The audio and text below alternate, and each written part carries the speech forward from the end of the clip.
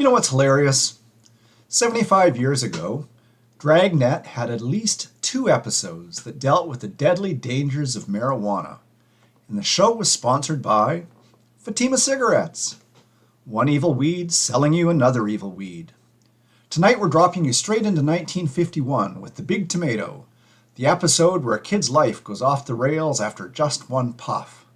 But first, back in our cozy 1970s living room, Earl and Norma are about to have a heart attack because their own son Chris and his girlfriend just made the local news claiming they saw the Ogopogo swimming right off Gyro Beach. Earl's convinced everyone's going to think the kid was high as a kite, especially when tonight's radio show was all about reefer madness. Fast forward to today in British Columbia. You can't light a cigarette on a patio without filling out 3 forms and getting a lecture. But there's a cannabis store on every second corner selling gummies right next to the lattes. The killer weed of 1951 is now respectable, and the sponsor's weed will get you fined faster than you can say secondhand smoke. So grab a beer or a glass of wine and settle in with Earl and Norma, and let's find out what happens when the 1950s, the 1970s, and 2026 all collide in one perfect Okanagan evening. This is Old Time Radio News, where the theater of the mind is still alive and well. Let's head over to CKIQ News in Kelowna. Well, Susie, why don't you tell the good folks of the Okanagan about that exciting local story that's been buzzing around the station all afternoon? You bet, Wayne. Last evening, just after dusk at Gyro Beach Park, you know, where all the cool kids go, a local young man and his girlfriend were strolling along the shore when they spotted it, the Ogopogo. They say the creature rose right out of the water, maybe 30 feet long, with a long serpent neck and humps along its back, swimming slow and steady toward the middle of the lake. The girlfriend screamed. The young fella grabbed his camera but only got a blurry snapshot before it slipped back under. He swears it wasn't a log or a wave. It looked right at them. Well, there you have it, folks. Ogopogo season is officially open. Next thing you know, we'll have tourists lining up with binoculars and flasks of Okanagan wine. In the meantime, keep your eyes on the lake and maybe off the homemade hooch. We'll be right back here on CKIQ with another show from the golden age of radio. Tonight from 1951, it's an episode of Dragnet the Big Tomato. Did you hear that, Norma? A local young man and his girlfriend, my foot. That was our Chris, our boy out at Gyro Beach, seeing lake monsters. Prospective employers are going to hear that story on the 6 o'clock news and figure the kid's been on the weed, hallucinating serpents. You'll never get a decent job. Oh, Earl, settle down before you pop a blood vessel. It's just a silly Ogopogo tale. Kids have been spotting that old lake lizard since the 30s. Chris probably had his arm around the girl and got a little carried away with the moonlight. Moonlight my eye. And wouldn't you know it, tonight's radio show is that Dragnet episode about kids getting mixed up with marijuana. Perfect timing. Honest, Sergeant Friday, I only took 1 puff. It was just a little reefer, I swear. Just the facts, ma'am. Where'd you get the stuff? Who's the Big Tomato? Come on, you old bear. Let's listen before you scare the cat. The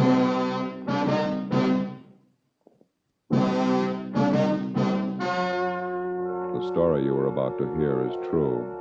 Only the names have been changed to protect the innocent. Fatima Cigarettes, best of all long cigarettes, brings you Dragnet.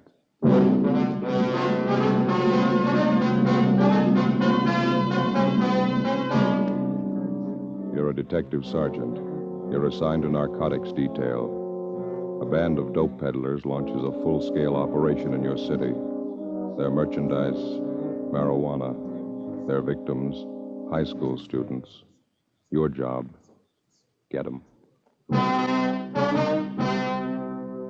You'll be amazed when you compare Fatima with other long cigarettes. You'll find they now cost the same. But in Fatima, the difference is quality.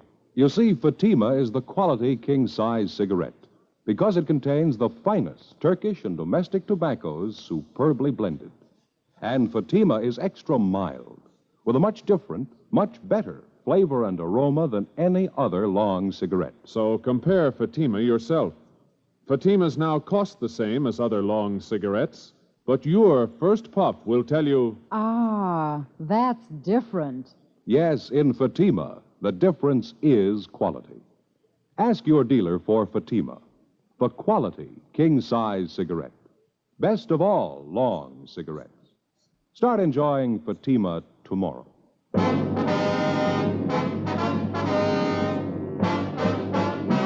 Dragnet, the documented drama of an actual crime. For the next 30 minutes, in cooperation with the Los Angeles Police Department, you will travel step by step on the side of the law through an actual case transcribed from official police files. From beginning to end, from crime to punishment, Dragnet is the story of your police force in action. It was Thursday, April 11th. It was warm in Los Angeles. We were working the day watch out of narcotics detail. My partner's Ben Romero. The boss is Captain Kearney. My name's Friday. I was on the way back from R&I, and it was 10:25 a.m. when I got to Central Station. Narcotics detail. Joe? Hi. What'd you find out? Talked to the coroner. He finished posting the body. Yeah?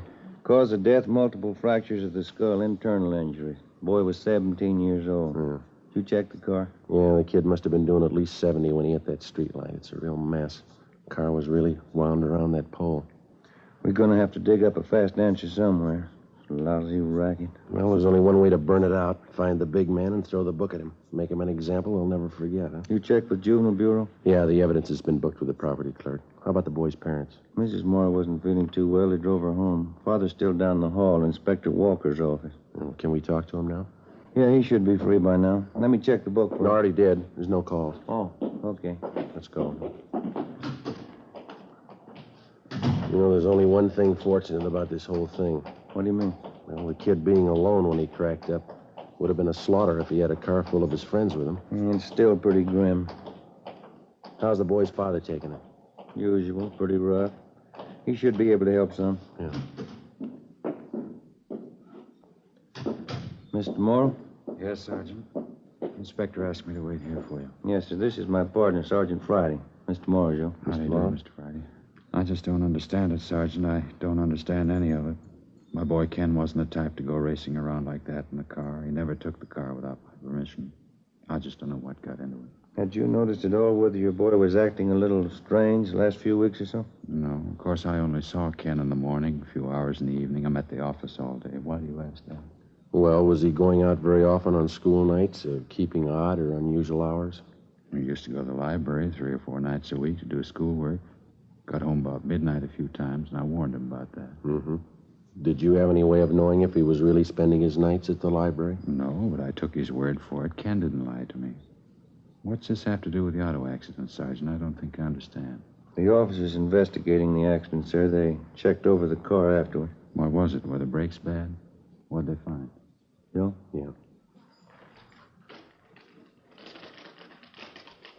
So you see this small metal case? We found it in the front seat on the floor of the car. What's that stuff inside? Did this belong to Ken? Yes, sir. We think he was using it. What for? I don't know. It's marijuana.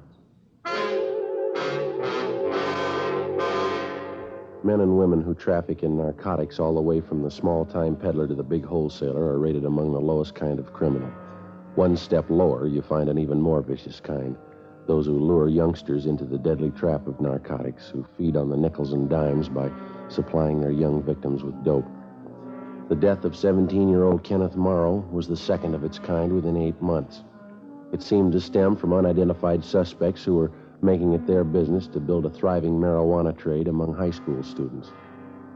Thursday, 11 a.m. We continued to question the dead boy's father, Thomas Morrow, but he couldn't tell us anything further that might help. Friday, April 12th. We checked with the principal of the high school which the Morrow boy attended. We talked to the boy's teachers and checked his school record. His marks had been above average till about 3 months before, when they began to fall off for no apparent reason. We got a list of most of the boy's friends from his teachers, and we started checking them out. One was a 16-year-old blonde girl, Peggy Kane, supposedly Kenneth Morrow's girlfriend. We found her waiting outside the music room. Yes, Ken and I went around together for a while. He was a real nice boy. Did you see each other quite a bit, Peggy? Oh, for about 5 or 6 months, yes, we got along fine. Just after Christmas was the last time I went out with him, and we double dated. Mm-hmm. Did he seem all right to you then? I mean, did he act different at all? Well, a little different, yes. Not silly, you know. He just wasn't like he used to be. How do you mean? Well, he didn't talk the same. Ken was a real nice boy most of the time. I guess he started getting in with the wrong crowd. He began to swear, you know, bad talk, things like that. When did all this start, Peggy? Do you remember? Just before Christmas, I think. I'm not sure. Poor Ken. Is there anything else you might have noticed? I don't know. Ken used to be pretty good about his studies, and all of a sudden it seemed he just didn't care. Sometimes he'd come into the library. We used to study there. And he'd make a lot of noise. He just changed, that's all. After a while, we didn't see each other there anymore. Well, why was that, Peggy? We just didn't come down. I called his house a couple of times. His folks said he was at the library. I didn't say anything to him. Mm-hmm. Well, did Ken have many friends here at school? Do you know that? Not many, no. I see. Well, those he did have, who would you say was closer to him? Oh, gee, I don't know, Sergeant. There were half a dozen of them. Ken used to be with all of them. No one boy in particular. Well, Bob Lavelle, maybe. I saw Ken in Bob's car a few times. Does Lavelle go to school here? Yes, he's a senior. Ken used to work with Bob down in the cafeteria after school, but he got in a mix-up. He was fired. Bob was fired? No, Ken. Oh. He was rude to one of the ladies down there who does the cooking. Bob still works there. Would he be at the cafeteria now, do you know? Yes, I think so. The fountain's open till about 3:30. And you think that this Bob Lavelle was about the closest friend that Ken had, huh? I think so. The only one I know, anyway. Have you talked to Ken's folks? Yeah, we have. I feel so sorry for him. Oh, gee, I think I have to go now, Sergeant. I have a chemistry class. Just one more question, Peggy. Last time you went out with Ken on this double date, who was the other couple? Do you remember? I don't remember their names. They were some kids I never saw before. Ken knew them. It wasn't much of a date. Mm-hmm. Where did you go? We started for the show, but Ken changed his mind. He wanted to go to the beach and park. He was acting funny, talking all the time, saying silly things. The other boy was the same way. Oh, were they drinking? No, I never saw Ken take a drink. I couldn't smell any liquor on his breath. I don't know. It was such a silly thing. What's that? Well, maybe it's just my imagination, but Ken and this other boy had a real terrible musty smell about them. I kidded them about it, and they said they'd been to a tea party. That's where they got it. They kept talking silly like that all evening. I see. Was the musty smell all over the car or just on the boys? All over. Kind of made me sick, but they didn't seem to mind it. Well, look, I'd like you to think real careful, Peggy. Have you ever come across that musty smell on anybody around the school here? Yes, I have. A couple of times. Makes me sick. What is it? Who did you notice it on, Peggy? Bob Lavelle. Ben and I went back to the principal's office and checked the record on Robert Lavelle. He was 18 years old, and he was scheduled to graduate in June. The registrar told us that there was a good chance that he wouldn't be graduated because his marks had been poor for the better part of the year. They dropped even lower during the present semester. Lavelle had played football the year before and had made third string on the all-city team. He was well liked by his teachers. For the last 2 years, he'd worked part-time at the school soda fountain. We went down to interview him. Nice setup, huh? Yeah. Cafeteria, soda fountain. Wasn't like that in my day. That must be the boy there behind the counter. Oh, yeah. Let's sit down. Mm-hmm. How about that, Joe? What's that? That sign hanging up there. Idiot Special. 5 scoops of ice cream, marshmallow, bananas, chocolate, strawberry flavoring, whipped cream topping, maraschino cherries, chopped nuts, and onion? No, you're reading over. That's on the hamburger sign there. Oh. Yeah? You want something? Chocolate soda. Could you make it with vanilla ice cream, please? Chocolate soda with vanilla cream. Are you Bob Lavelle? Yeah, that's right. Police officers, Bob. We'd like to talk to you. Oh. Well, I'm pretty busy right now. Got to clean up. We close in a few minutes. I'll make you soda right away. You say chocolate? Yeah, that's right. Well, we'll make it brief. Did you know Ken Morrow, Bob? Oh, yeah. He used to work here. Did you spend much time with him? Outside of school, I mean? Not much. Went to a couple of shows together. That's about all. I'm kind of rushed now. When was the last time that you saw him? You remember? A week ago, I guess. Too bad about Ken. How about the night he was in the accident? Did you see him then? No, I didn't know him too well. He went around with a different crowd. Mm-hmm. Hey, reach me a bag of those cashews, huh, Joe, on the card there? Yeah. There you go. Oh, thanks. Want some? Crisp. No, no, thanks. The nuts are a dime, officer. Right there on the counter, Bob. Oh, yeah. I got to get going as soon as I close. I have to get downtown. We talked to some of Ken Morrow's friends around the school, Bob. They tell us that he used to drive around in your car with you quite a bit. Just a couple of times around school. And you hadn't been with him for about a week before the accident. That's right. Just what I told you. Mm-hmm.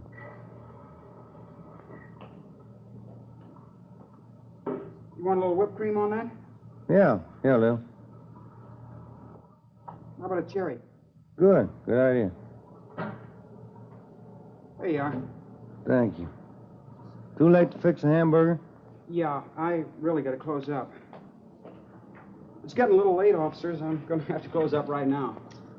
Well, we'll make it fast. Did you notice anything different about the Morrow boy in the last few weeks? Anything peculiar at all?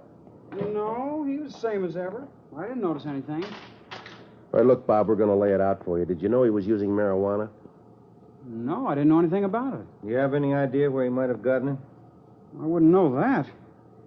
Look, you mind if I lock up the counter now? I'll come around the other side. Sure, go ahead. I didn't know that about Ken, officer. I wouldn't know where he got the stuff. You sure he was using Mary? Well, we found some in his car. We found some more in his locker upstairs. That's tough. Anything more, officer? I gotta hurry. Well, it's just routine, Bob. We did the same with the other boys we talked to. We'd like to check your locker. You don't mind, do you? I gotta get downtown. I'm late now. Your locker's just upstairs, isn't it? Won't take that long. It's important to me. I gotta get downtown. We've got our car outside. We'll drive you down. We'll be down there in no time. No, I've already got a ride. Can't you check it tomorrow? It's not going to take a minute, Bob. Now, let's go, huh? All right. Say, I happen to remember I didn't bring my locker key today. That's so. Yeah. Come to think of it, I don't know where it is. Guess I lost it. Well, they must have a pass key around here, don't they? I don't think so. Well, we'll ask at the office, huh? You're putting me in a jam, officer. That's going to take time. I'm due downtown. I'm sorry, Bob, but we got to check it. I got my locker all jammed up with stuff. It'll take us an hour. Office is down there, Joe. Yeah, all right, let's go. I don't know why you're picking on me. My locker's jammed. They can't get it open. Why are you picking on me? Let's ask him here. Go ahead, Bob. Close the door. Yeah? I got my key. I'll show you. Robert Lavelle took us to his locker and opened it. Hidden inside one of his gym shoes, we found 4 sticks of medium-grade marijuana. We took them, put them in an envelope, and sealed it. On the way downtown, the boy told us that he'd been buying this stuff for about 6 months and reselling it to some of the students at the high school. Said that he paid 50 cents apiece for the sticks and sold them for 75. He was an occasional user himself. Before we turned him over to the juvenile officers, he told us that a man named Ray Jensen supplied him with the marijuana. Jensen's address was a trailer camp in the southwest part of Los Angeles. We drove out and checked with the operator of the camp. He pointed out Jensen's trailer at the rear of the camp. That one, Joe? The blue and gray one? Yeah, this is good right here. Okay.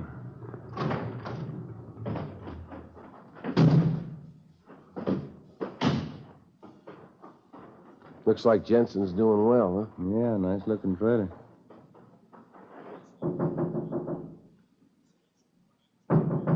Just a minute. Yeah? Police officer. All right, open it up. Get out of here. Come on out. Watch it, Joe.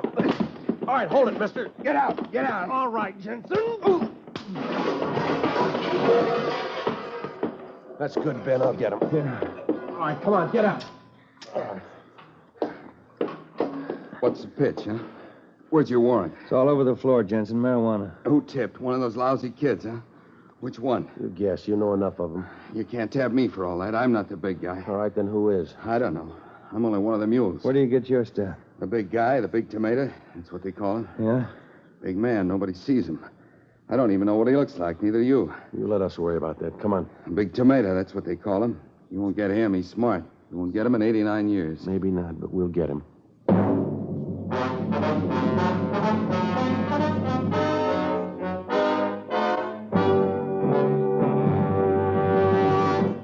are listening to Dragnet, authentic stories of your police force in action. Now, here's an authentic report from Fatima Cigarettes. 1949. Fatima more than doubled its smokers coast to coast. 1950. Another record-breaking year, with more long cigarette smokers insisting on Fatima quality than ever before. In 1951, enjoy Fatima quality yourself. Yes, friends, in Fatima, the difference is quality. Quality of tobaccos. The finest Turkish and domestic varieties, extra mild and superbly blended, to give you a much different, much better flavor and aroma. Quality of manufacture. Smooth, plump cigarettes rolled in the finest paper money can buy. Quality, even to the appearance of the bright, clean, golden yellow package. Carefully wrapped and sealed to bring you Fatima's rich, fresh, extra mild flavor. Compare Fatima yourself.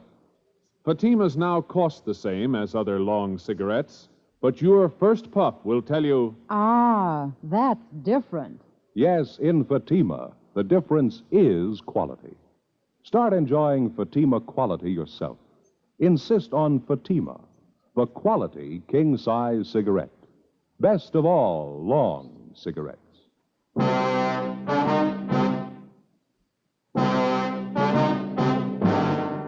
Friday, April the 12th, 7 p.m. We searched the trailer and a stakeout was placed on it, and then we took Ray Jensen downtown to the main jail where he was booked for suspicion of narcotics, a felony. The next day, Ben and I went back and questioned him. We got nowhere. The only thing he'd tell us was that the leader of the marijuana ring was unknown to him. The Big Tomato, that's all he could tell us. We went back and started rechecking leads furnished us by some of the high school boys who had purchased narcotics from Robert Lavelle. They all ended nowhere. Meantime, the flow of marijuana into the schools and into the hands of the teenage students continued. We'd no sooner choke off one source of supply when two more would turn up.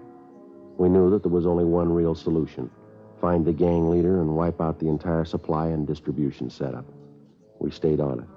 Monday, April 22nd, Ben got a call from one of his informants that he had a lead on the source of marijuana on the east side of town. The informant's name was Willie Breck, a groundskeeper at a golf course near one of the city high schools. We drove out to talk to him.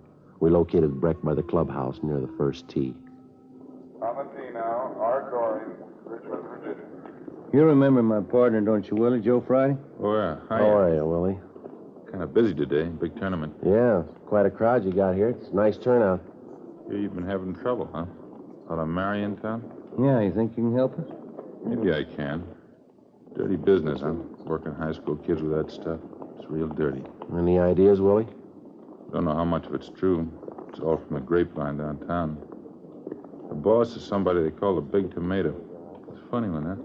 Any idea who he is? Couldn't say. He's getting lots of this stuff in, though. Usual feed line over from Mexico. Mm-hmm. What else, Willie? I hear there's more on the way. Don't know when, though. All for high school trade. Guess they figure they got a good business. How'd they get in the junk over, do you know? No, but it's getting here. Most any kid can get some over on this side of town. Imagine that. Kids in their teens. Weed hits. Yeah. How about this Big Tomato, Willie? No word at all? Just one. Pretty thin. Yeah. There's a connection. Lives over on Hauser Boulevard. Got his number here somewhere. It's supposed to be the main connection for this tomato guy. Oh, yeah. There's his address. Third number there. It's a 6. His name is Tony Childs. Mm-hmm. Is he supposed to handle all the stuff? Most of it, I hear. Gets it all from the Big Tomato. That about it? That's it. Tony Childs. You got the address. Many thanks, Willie. Anything comes up, you'll call, huh? Sure thing. How's the job out here? Better than yours. I sure wouldn't want it. Working every day around joy poppers, mules, mainliners. Well, somebody's got to do it, Willie. Yeah, but not for me, Sergeant. Those dopesters are all lice. Selling junk to kids. Guess you met the lowest, huh? No, not yet. We're looking for him.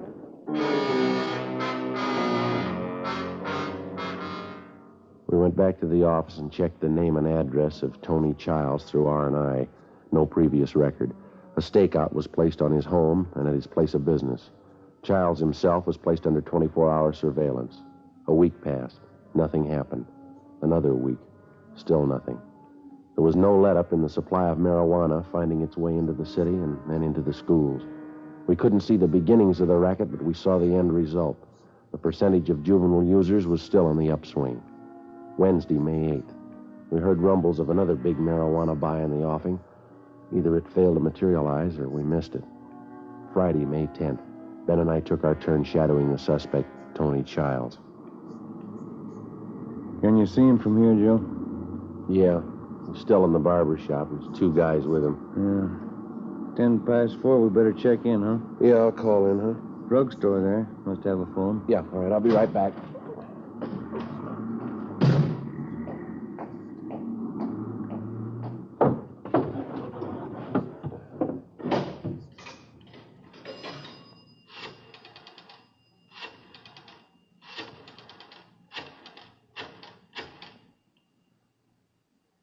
Narcotics, please. Thank you. Yeah, Johnny, it's Joe Friday. Mm-hmm. Yeah. Yeah, we got him paid. Okay, right away. Bye.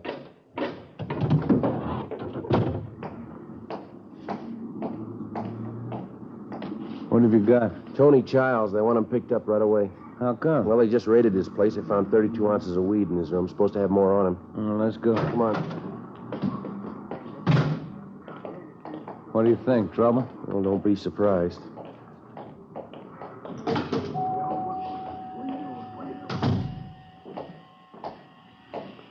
Childs, like to talk to you. What's that? Police officers like to talk to you and your 2 friends here downtown. Can't make it, copper. Flying to Vegas tonight. We want to see you downtown first. Look, don't push me, huh? Nobody's pushing you, Childs. We want to see you downtown. Now, come on, let's go. Look out, Joe, Ransom Sam.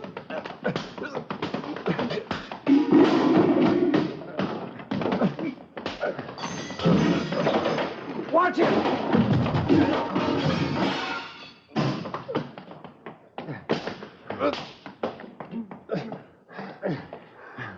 That's it. 3 of them. Okay. I'll get him. All right. All right, come on, you. And I'm glad this doesn't come up often. Where's the barber? He ran outside. Rough one, huh? Yeah. What's your hunch, Joe? Think one of these 3 is the Big Tomato? I don't know. Let's ask him.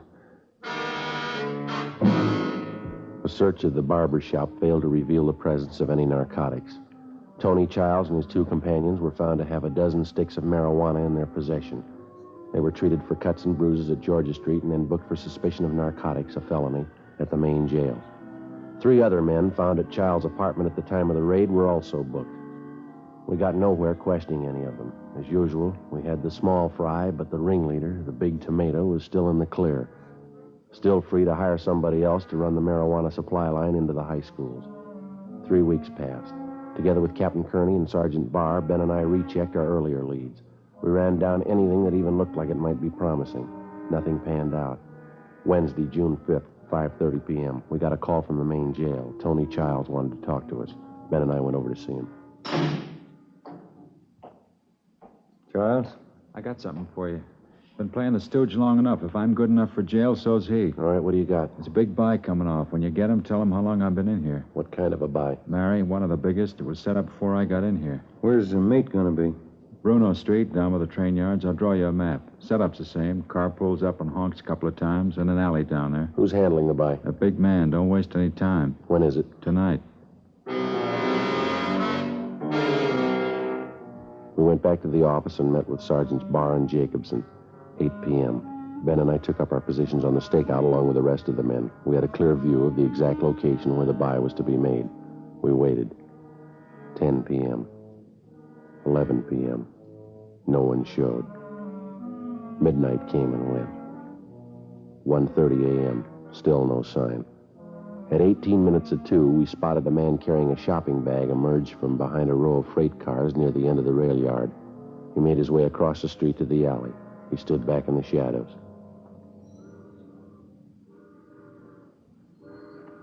As soon as the car gets in the alley, we pull up and block it, huh? Yeah, that's right. Beck will do the same thing down at the other end.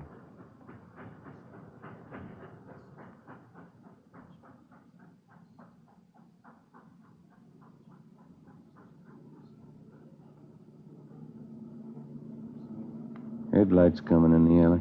Wait a minute.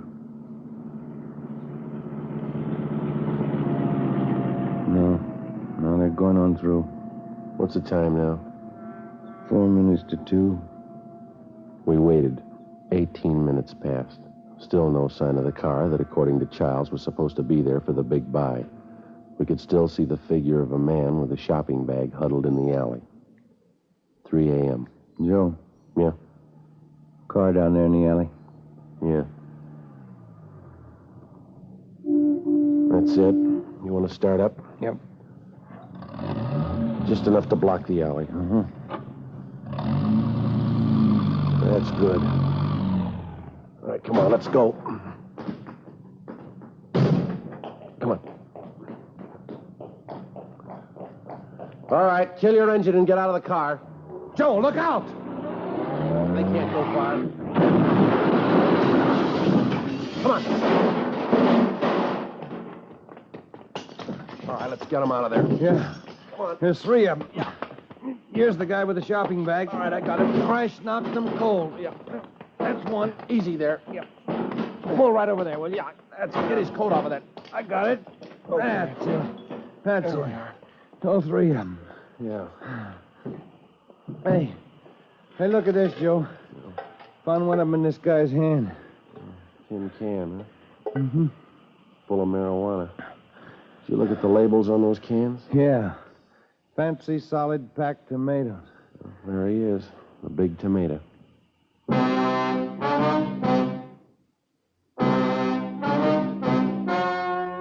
story you have just heard was true.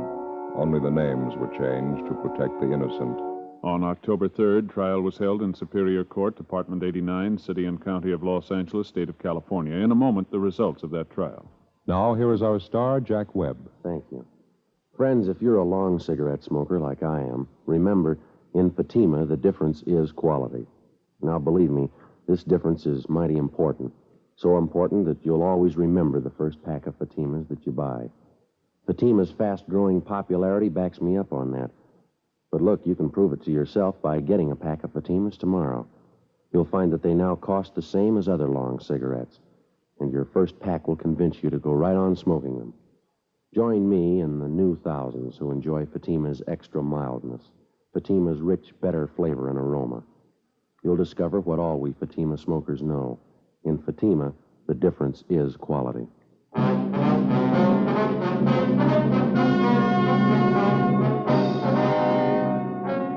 John A. Stanson, alias the Big Tomato, along with his associates in the narcotic gang, was tried and convicted for violating the State Narcotic Act.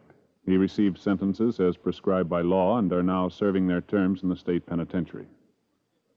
The radio editors of the United States and Canada have named Dragnet the best radio program of its type for 1950. And Dragnet's Jack Webb, the most promising star of tomorrow. In behalf of Dragnet, I'd like to thank the radio editors of the United States and Canada and the editors of Motion Picture Daily who conducted the voting in the 15th annual poll for Fame magazine.